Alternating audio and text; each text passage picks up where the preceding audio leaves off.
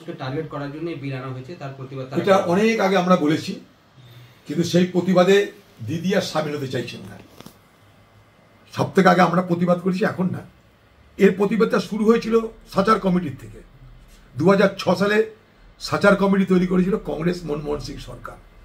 সাচার কমিটির রিপোর্ট থেকে সবাই জানতে পারলো ওয়াকফ বোর্ড, ওয়াকফ সম্পত্তির তথ্য, ঠিক আছে। তার আগে আইন ছিল 1995, তারও আগে আইন ছিল, কিন্তু প্রথম সাচার কমিটির রিপোর্টের পর আমরা জানতে পারলাম ওয়াকফ সম্পত্তির প্রকৃত চেহারা। তাতে কি দেখলাম, যে সারা ভারতবর্ষে সব থেকে বেশি ওয়াকফ সম্পত্তি কোথায়? পশ্চিমবঙ্গে। কত সংখ্যা? 1,48,234টা। তার বুক ভ্যালু কত? 16,000 লাখ টাকা। বুক ভ্যালুর কয়েক গুণ বেশি হচ্ছে আসল ভ্যালু। আপনারা সবাই জানেন, কয়েক হাজার কোটি টাকার সম্পত্তি পশ্চিমবঙ্গে। সারা ভারতবর্ষে সব থেকে বেশি ওয়াকফ সম্পত্তি পশ্চিমবঙ্গে, ঠিক আছে। তো সেই পশ্চিমবঙ্গের মুখ্যমন্ত্রী, আপনি বলুন তো, যে আপনার রাজ্যে যে ওয়াকফ সম্পত্তি আছে সেগুলোর জন্য কি আপনি কখনো ভেবেছেন? আপনারা তো বোর্ড আছে, রাজ্যে রাজ্যে বোর্ড আছে।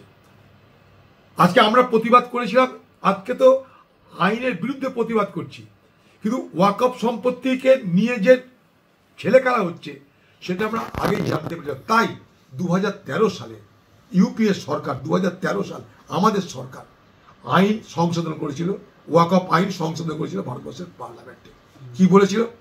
গিফট দেওয়া যাবে না, ওয়াকফ এক্সচেঞ্জ করা যাবে না, কাউকে লিজ দেওয়া যাবে না, ওয়াকফকে আরো রিফর্ম করতে, সংস্কার করতে হবে যাতে আরো বেশি রোজগার হয়, ঠিক আছে।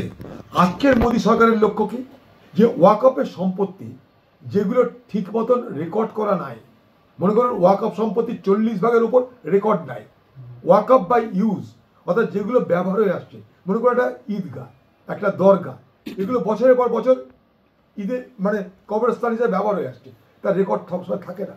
কবরস্থান, ঈদগাহ, দরগাহ, ইমামবাড়া, মকবাড়া, এইসব প্রচুর রকমের আঞ্জুমান, নানা রকমের ওয়াকফ সম্পত্তি আছে। তো সেইগুলোর সকলের রেকর্ড থাকে না, যেটাকে আমরা বলি কি ওয়াকফ বাই ইউজ। সুপ্রিম কোর্টে বলেছে যে ওয়াকফ বাই ইউজ যেটা, অর্থাৎ যেটা মানুষ মনে করেছে ওয়াকফ সম্পত্তি, যেটা মানুষ ব্যবহার করছে, সেটা ওয়াকফ বোর্ডের অধীনে। সেই জায়গাটাই এই আইনে কি করতে চাইছে জানেন? ওয়াকফ সম্পত্তি যে পরিমাণ, সেটা একটা বড় অংশ কেটে নিতে চাইছে সরকার। তাদের এই 2 নম্বরই একটা বিল প্রণয়নের মধ্যে দিয়ে দেখাবে বাইরে যে দেখো আমরা আইন আনছি। আইনের নামে একটা সংখ্যালঘু মানুষের যে শতাব্দী প্রাচীন যে ধার্মিক যে প্রতিষ্ঠান, যে সংস্থা, যে রেওয়াজ, সেটাকে খতম করতে চাইছে। আমরা তার বিরুদ্ধে বহু আগে বলছি, আজও বলছি আমরা। তার জন্য যে জেপিসি, যে জয়েন্ট পার্লামেন্টারি কমিটি, সেখানে আমাদের রেকর্ড করা বক্তব্য আপনারা দেখে নিতে পারেন, আপনারা দেখে নিতে পারেন। সেখানটাই তৃণমূলের তরফ থেকে কখনো যাওয়া হয়, কখনো যাওয়া হয় না, কখনো এই হয়, কখনো তাই হয়, তাও দেখতে পাবেন আপনারা। এখন আমার বক্তব্য হচ্ছে যে ওয়াকফ নিয়ে রাজনীতি না করে ওয়াকফটা কি বাংলার মানুষকে বলুন দিদি। আপনি যেমন আরজি কর ঘটনার পর অপরাজিতা বিল নিয়ে এসে একটা নাটক করলেন, তেমনি আজকে বিধানসভায় ওয়াকফ বিল বিরোধিতা করার নামে আরেকটা প্রস্তাবের আরেকটা নাটক করছেন।